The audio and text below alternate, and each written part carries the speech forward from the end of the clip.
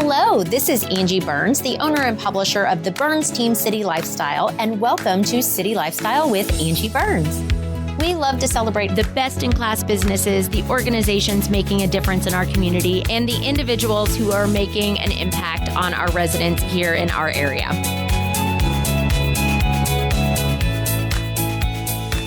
Hello, friends. It's Angi Burns here with City Lifestyle with Angi Burns, and we are here today with Kris Wise of the Wise Advantage Group in Flower Mound, and she is an expert realtor that's going to talk to us about all things real estate and the crazy real estate market that's happening right now.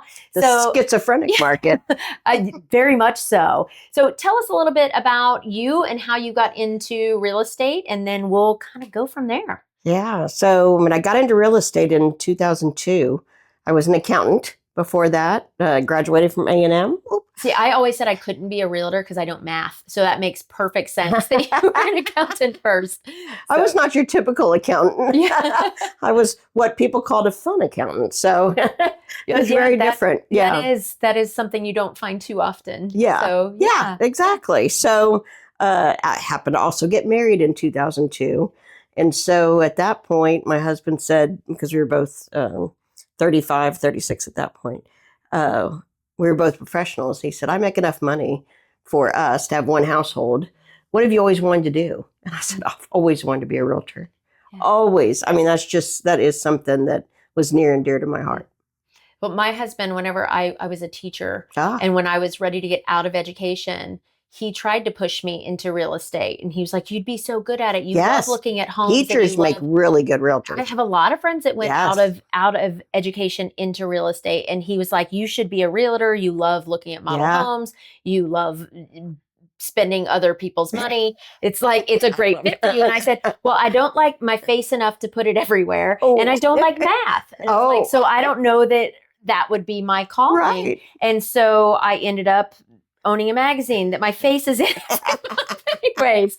And so I don't know how that worked out, but it is one of those things that I envy realtors because I think it is a fun job, but at the same time, it is you're on call 24/7. Yeah. You are some of the most hardworking professionals that I know.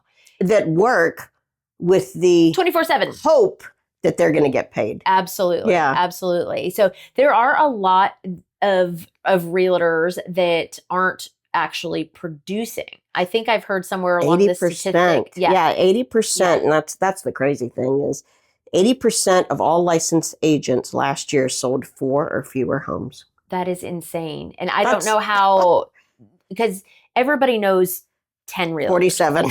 Yeah. Everybody knows a realtor. Everybody knows, they always ask us with the magazine, how do you select your realtors? And we say, well, one of the criteria is they have to actually sell homes. Yes. They have to know what they're doing. They cannot pay their way in and look like they're. Right. Yeah. Right. Say, we don't just pay to play. Yeah. That's not how it works. And when we first met you, one of the things that we talked about was you're an actual expert in real estate. Mm-hmm. And now that you've been doing it for over 20 years. 24 years. That, you know the market. You know how it works. You're not just somebody who, paid to get a license and does it as a hobby. Yeah. Which I find a lot of realtors are hobbyists, where it's a second job for them. Very much. And with you, you've built a team and you have a presence in the community and you're very involved and active in the community. And so we knew that you were a good fit for our brand as well. So tell us a little bit about why Flower Mound. Oh, wow. It is amazing how just the simple, we're going to buy a house in Southlake or we're going to buy a house in Flower Mound changed the course of my life. Yeah. Because we had a top house in Southlake and a top house in Flower Mound. My husband lived in Flower Mound when we met. I lived in Valley Ranch. And when we were looking for our together home, there was a final contestant in Southlake. And there was a final contestant in Flower Mound. And we ended up picking the Flower Mound house. And that, I think back to that and it's like, wow. Yeah. If I would have been in Southlake, I think things would have been different. Southlake has a lot more, call them Hollywood realtors. Yeah. Hollywood one. They're the Instagram realtors. That's right. Yeah. I am not that. I am definitely not that. And so I'm not sure that I would have been as successful in South Lake, you know? And so literally it was because of the house that we bought. And it happened to be, it was 2 years in my career, but in 2004. And that was what launched, you know, really specializing in what I call the land between the lakes. Lake Grapevine, Lake Louisville, all of that is what I specialize in. Now I've got team all over. But Right. Yeah. Tell us about your team. So you started in, you know, early 2000s, but you've built yourself to where you have a lot of agents that work with you and under you. So tell me a little bit about the culture that you create with your team and what you look for in an agent and, you know, what's your team look like at this point? Right. So we've got 4 agents right now. Just had one decide to go on her own, and that is fine. But it's like fun though, where you can raise them up and it's like, oh, look, you've got all the tools and the skills. And now it's like the bird leaving the nest. Yes, except the tools. I mean, everything that we do at Place, and Place is the platform that we run for our team, is all about the tools. And so when you leave that, you leave all those tools. So it's very interesting. Yes. So you know, we'll see. But the agents who are on my team right now are all plugged in. Our culture is very helping. So I have built my business on knowing who to call. So you got a plumbing issue? Who do you need to call? Okay, I've got a great plumber. I've got a great everybody. And that's how I built my business. So I always came from contribution, which is let me help you before I ever ask for any business to come my way. And I've had people to say, you know, gosh, every referral you've ever given me has been so great. Of course, when we were ready to sell our house, we're going to call you. Awesome. That's wonderful. I mean, I feel like that I paid my dues. I'm now teaching my agents to do the same thing. So certainly being there for trusted tradespeople. Right now, property tax season is on. Everybody wants the comps. And Texas is a non-disclosure state, so sales price is not disclosed, meaning that that's not in public. You have to come to a realtor for that. And so we're again. And can people come to you for those comps, even if they have not worked with you previously? Yes. And they just tell you, this is my house, I'm in this neighborhood. Yeah, we just tell me all the it's called comps, nitty-gritty. Yeah, www.compsbywise.com is where you'd register. Okay. And then you're in the queue. And we run them just from the beginning to the end. That's fantastic. And that's a great resource. We had like 340, I think, last year that we helped. Oh my goodness. And all we're doing is just running the solds for you. We're not, you know, advocates to go down to the courthouse and, you know, the county and help you. We are here to give you the data that you can't get, and then you know, you will do the protest. And data is really your specialty because you do the realty report for us in the Flower Mound publication. And if you're not familiar with what the realty report is, that is a bi-monthly listing of all of the homes that are available in the area by neighborhood. And it tells you what the list price is, but because of non-disclosure, we don't say the sell price. But it tells you the details. And so when you are looking for a home or you're looking to sell your home, that's a great resource for you to go to. So why did you choose to go that route that's helping educate our readers versus just placing an ad? And just being it goes back to coming from contribution. I'm going to give you data. And I would hope that you find that data very powerful. And then when you're thinking about selling or buying, you come to us. Absolutely. So it's you know, just like my trusted tradespeople list. It's on our website. People can get to that and register, and then they have access to that. So you have been through the gamut with real estate because you were a realtor during the stock market, the 2008, 2009 time. And then this whole new debacle with the commissions for agents, and things like that. So how do you weather the storm and stay successful through all the ups and downs of the industry and market? You know, that's a great question. And I mean, I think, gosh, the 2008, I mean, just to give you an idea. So 2008, my boys were 2 and 4. So they were both in daycare. And I had grossed $12,000 of commission that year. Oh my goodness. And my daycare bill was $22,000. And my husband said to me, Kris, you got 1 year. You're going to have to get a real job. And I was like, oh.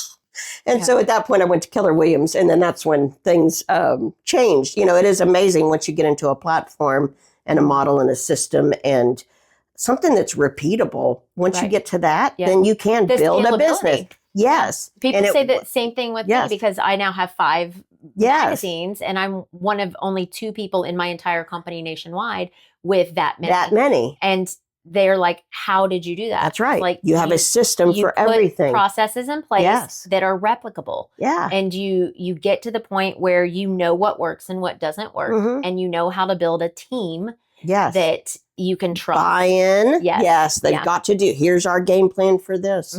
Absolutely. And that's, we have playbooks for everything. Open house. You don't just go, oh, shoot, it's an open house. Let me go run and do the open house. No, there's a whole, you do this 3 days before you do this, 2 days before you do this.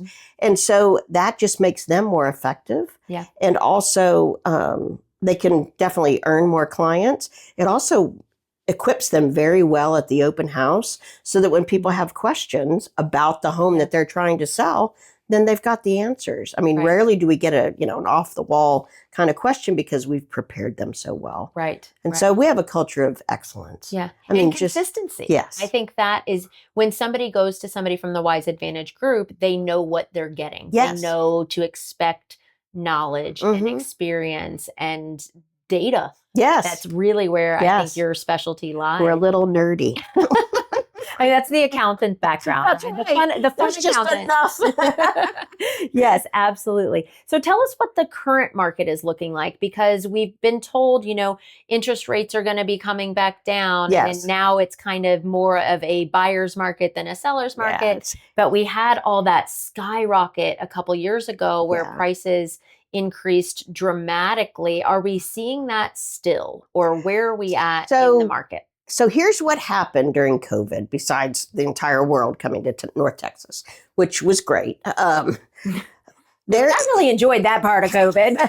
Well, that was, it was still, one year I sold 55 homes personally. And it was I didn't even know my name. Right. It's so funny. So, but what happened was we have a 4% trend line for property prices going up.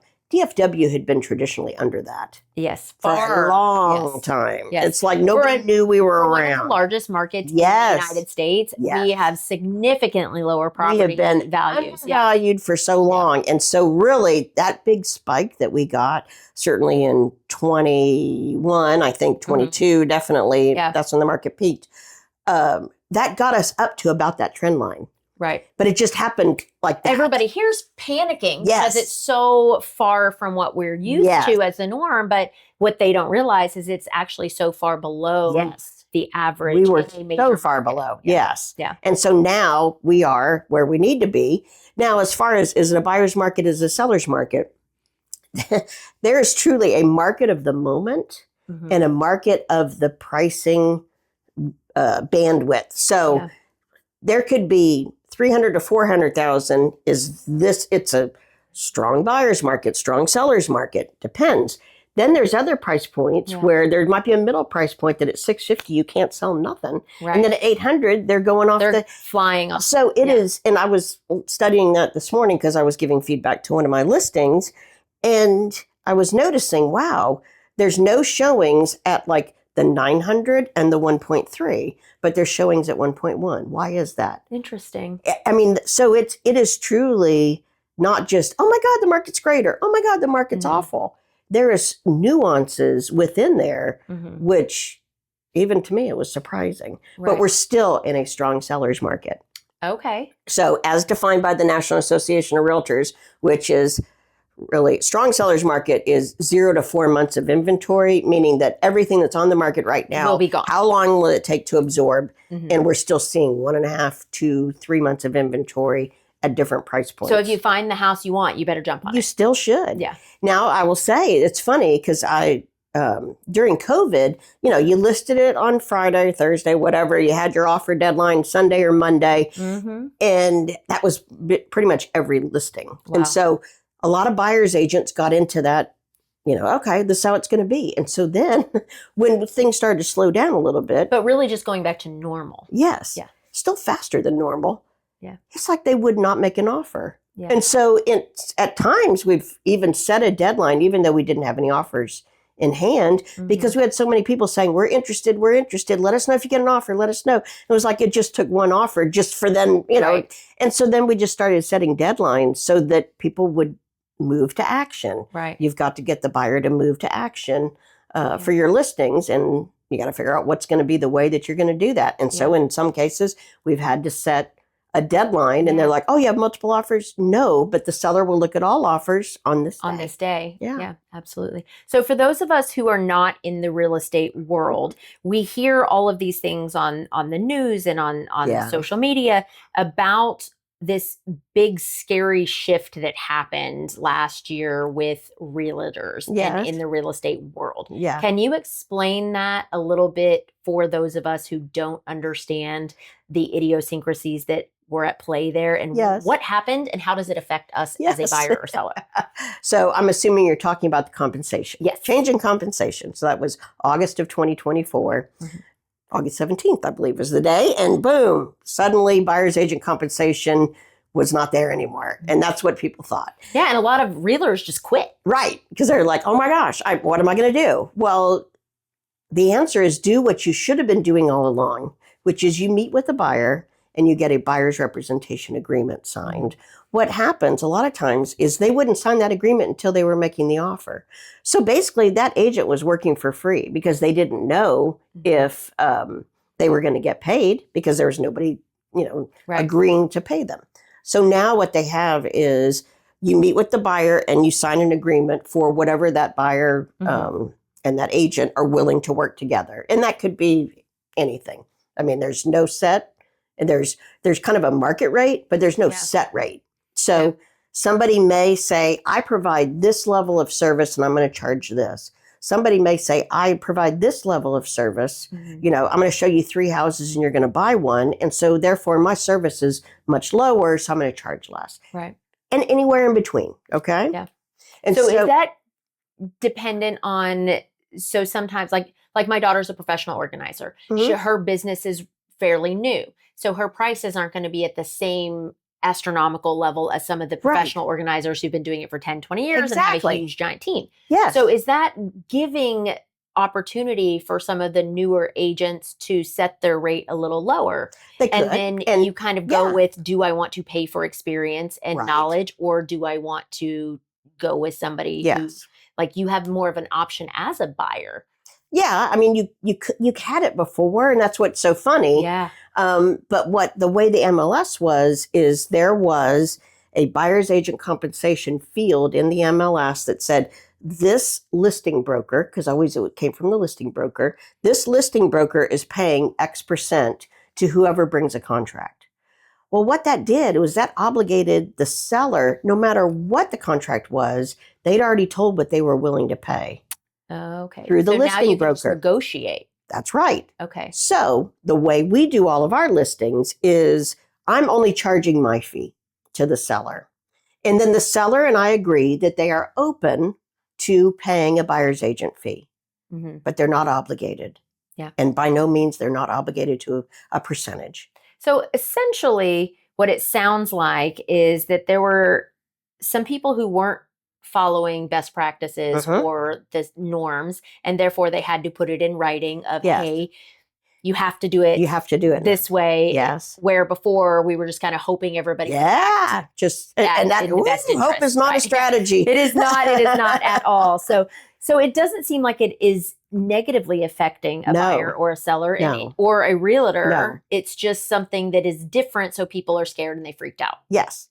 And I freaked out. I was like, I do not like this. It should be this way. It should be back how it was. I don't know why. And then I started to understand the nuances of it. I was like, this is good. Everybody's resistant to change. Yes. And so change can be scary. You're, into the unknown. But then once you kind of back up and look at the overall. And once I saw what was happening, what it did is it now made it negotiable for the seller, just like a home warranty, just like the price, just like who's going to pay for the title policy.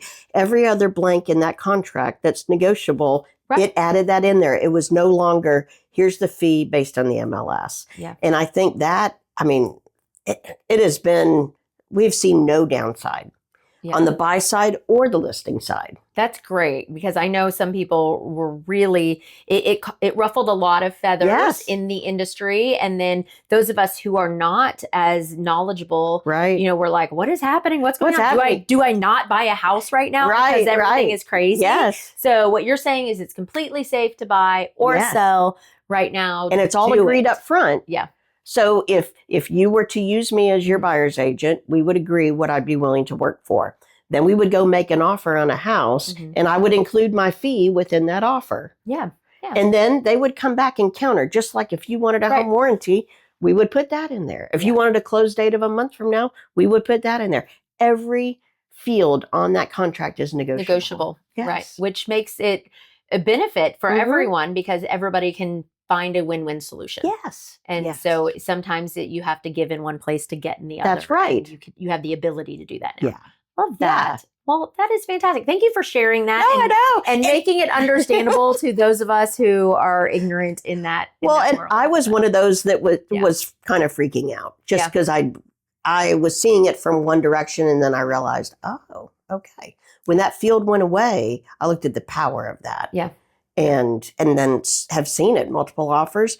A lot of times, a buyer might say, I will pay for my agent outside of, because they don't want to increase the sales price, because they don't want to have a higher sales price for property taxes and stuff like that. So they say, hey, I'm willing to pay that outside of closing. So seller, I'm not looking for anything. Well, that automatically brings the seller's net up, even though the price is the same as another offer where they did want it.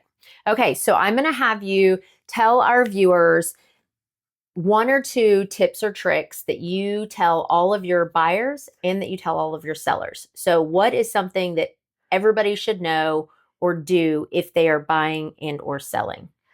So the first thing when you're buying is to find a trusted agent, because they're going to be the linchpin on your process. And it needs to be somebody who, especially if it's a first-time home buyer, somebody who's going to walk you through that process. Then we need to determine, do you need a loan, or are you going to pay cash? Because if you need a loan, then we need to get you with one of our preferred lenders, so that we can see what makes sense and what you feel most comfortable So when with. you're looking for a trusted agent, and there are so many agents out there, and we all know someone, is it a good idea to go with your brother or your sister because they're an agent? Or is there that whole work life conflict that happens? How do you find a trusted agent? What should they look for? So I would definitely interview several. And I would have that initial meeting and see if let's say I'm the buyer, and I say, can you walk me through your process? They should be able to walk you through a process instead of, oh my God, we're going to go look at houses and then we're going to go buy one. It's going to be so exciting. Right. Okay. That might be fun to go shopping with, but I'm not sure that that's going to get me through to the end. Right. Especially if I'm a personality that I'm like, no, I want specifics. I want to have a clear plan. And if you're just, telling me, oh my God, we're going to have so much fun. It's almost like dating. Yeah. Right? You want to find somebody who matches your vibe and who is going to work their hardest for you to make sure that you're happy in the end. And that may not always be your best friend or your realtor or your somebody's doing it part-time or, maybe you don't want your best friend realtor to be in your business. Right. Yeah, that's always one thing. So my brother's a mortgage broker. Love our mortgage But I people. don't know that I want him doing my mortgage, because I don't want him all up in my nitty gritty. Yes, exactly. I don't want you to know exactly how much I make and exactly how much, all of these things. And and buying a house is stressful. Yes. It is a very stressful process. And some of these people that are in your life personally, you may not want to have that level of, I don't want to yell at you. Yes, I know. Not that I want to yell at my realtor, but I don't want that stress to affect our personal relationship. Right. So I want to find a professional that is a third party that is objective versus somebody who's going to be like, oh, well, your kids aren't going to like this because I know your kids and I know how they feel. Get your opinion out of it. Yeah, exactly. You're not paying the mortgage. Exactly. Right? Yeah. Exactly. So now on the buyer side, what is your... On the seller side. Or seller side. Yes. Seller side, what is your number one tip? Do not do improvements before you've met with a realtor. Oh, that's a great Oh my gosh. I have had so many people who come in and put in something, redo something, whatever. Mhm. And then I come in and I go, how much did you spend? $65,000. And I go, they're like, I watched Love It or List It. That's and right. They did this. And I'm looking around and I go, it doesn't look like 65,000. Right. And that's not every time, but I do a free consult. Should I remodel or should I move?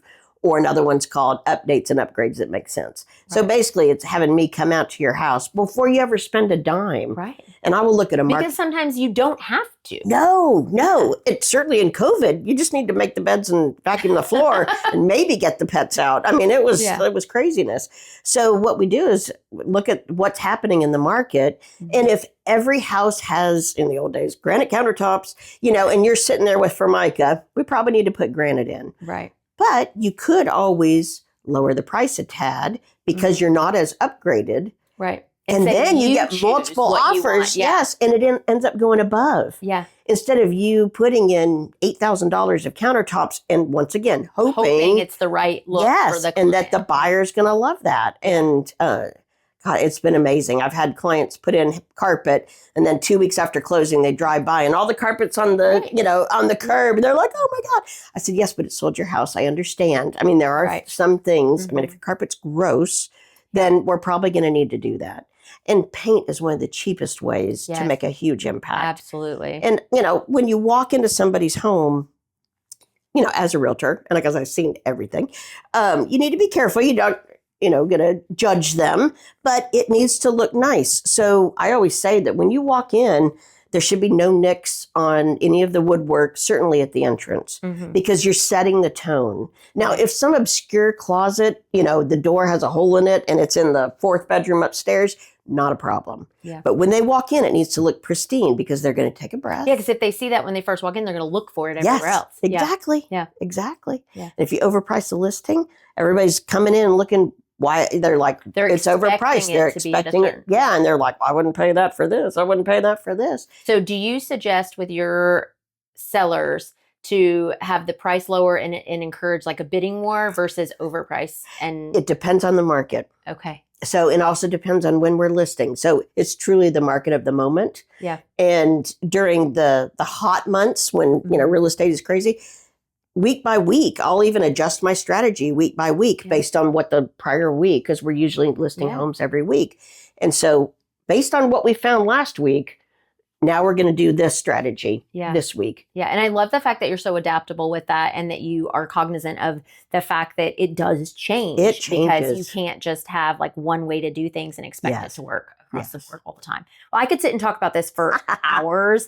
Literally, it's so interesting to me. Everybody loves to know what I do. I know. It's so interesting because everybody at some point in time is going to buy or rent a house. Yeah. And so it affects everyone, but we are all so uneducated about the process and how all of that works. And so thank you so much for coming on and at least shedding a little bit of light for us on that. And if you would like to get to know Kris a little more, pick her brain and find out, how she may be able to help you. How can they get a hold of you to schedule a consultation or even just, come in and meet you and your team and learn more about you? Sure. It's very easy. Meetwithkris.com. So MEET with KRIS.com. KRIS. So Kris with a K. That's a K. Yes, Kris with a K. Oh, Kris with a K for KW. Okay, I did never think of it that way. Now I'm never going to forget. You got it. So absolutely, Kris Wise with the Wise Advantage Group out of Flower Mound, but you don't just service Flower Mound. We've got a listing in Salina just right up the road and one in Azell right now. So we cover. Now I have, kind of just done the land between the lakes. And that's just because I've been in the business long enough. If I choose to go out to another area, I will. But for the most part, our marketing is done there. So if you are looking to buy or sell in the land between the lakes, then reach out to Kris and she can help you out. And if you just want some information about what the market looks like in that area, take a look at our realty report in Flower Mound City Lifestyle. And Kris will have all of that data there for you. So thank you so much for being with us today. I appreciate all of your insight and we will see you next time.